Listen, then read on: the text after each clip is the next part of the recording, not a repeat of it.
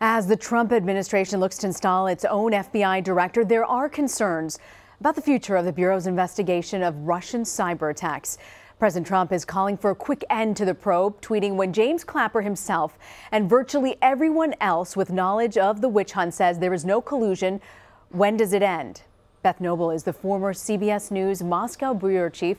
She joins us now from Brooklyn. Beth, looking into this and this whole week with Russia and the White House, whose message do you think won out? Was it the Russians or the White House? Well, it depends where you are. If you are here in America, you were hearing a very clear message from the White House that this is all a lot of smoke and mirrors. The Russians heard that this is really also no big deal.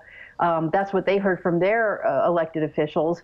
But there has been criticism on all fronts about what has been going on this week, that there have been an absolute snowstorm of criticism of President Trump for having fired the FBI director just when the investigation into what's been going on with Russia is picking up steam. And so there's no shortage of voices calling for these investigations, whether it's the FBI investigation, whether it's the CIA investigation, whether it is congressional investigations, to keep going.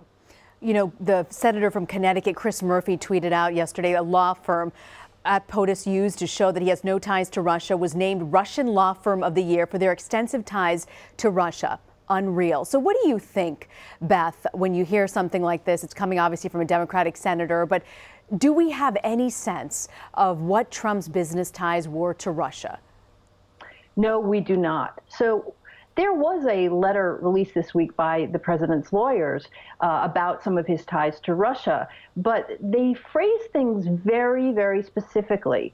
And they left a lot of room open to discussion about what was really going on. So part of the problem with that letter is that it only went back 10 years. So if it went back to, say, 2007, that gives us from 1991, when the Soviet Union fell apart, until 2007, when commerce in Russia was wild. People were coming in and making deals like crazy. So what happened in that period is not covered by this letter. Furthermore, things in this letter were phrased very, very specifically in the way that the lawyers often do. And so it only talked about businesses that were directly controlled by the president and talking about ties to businesses in Russia. But that's really incomplete, because there are Russian oligarchs and Russian businessmen who have businesses that are not based in Russia that they own. Those could be dealing with President Trump's companies.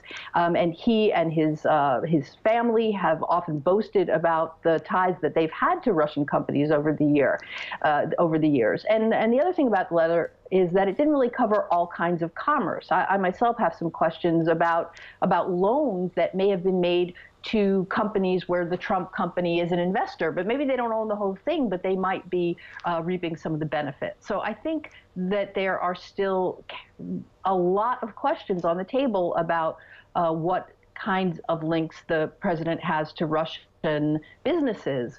And people still want answers. So is there any way of really gauging whether or not there could be some breakthrough between U.S.-Russia relations under this administration? Well, I think it's too early to know. I think that we're still very early on in the Trump administration. There is a dance going on where both sides are trying to learn about each other and get to know each other.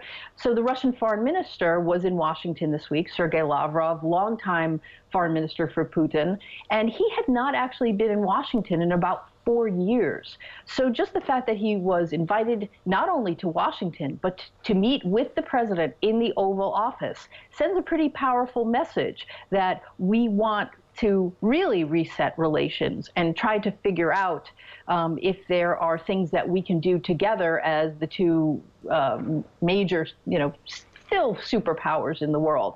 And if you look at the body language in those photos that came out, interestingly, only the Kremlin photographer was allowed in there. There were no American photographers in there. But the body language is very warm there. And those photos, when they were shown in Russia this week, were seen as a win for Russia, that their foreign minister was invited into the White House, is having some apparently warm relations with the new president. And I think people in Russia are now wondering what's going to happen when President Putin and President Trump finally have their first meeting.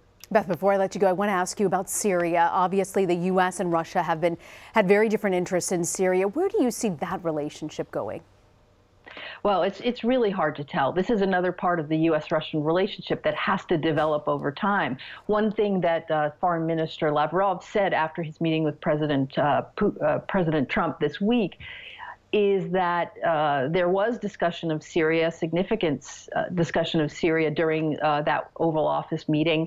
The Russians have been pushing for some kind of de-escalation zones. I think they mean kind of some safe zones in Syria, and they've been trying to get American support for that. America has been a little bit wary about that, and so that is apparently one thing that was discussed in detail this week, and we're going to have to watch. That is it was good, to my mind, to hear Foreign Minister Lavrov of Russia say, we want this violence in Syria to end, that he made a very strong statement about the fact that the violence there is very worrying. Russia, like the United States, understands the civilian costs there are very high. The situation on the ground is very dire for those people there, and it's certainly in the Syrian people's interest for the United States and Russia to try to work together to end that conflict as soon as possible.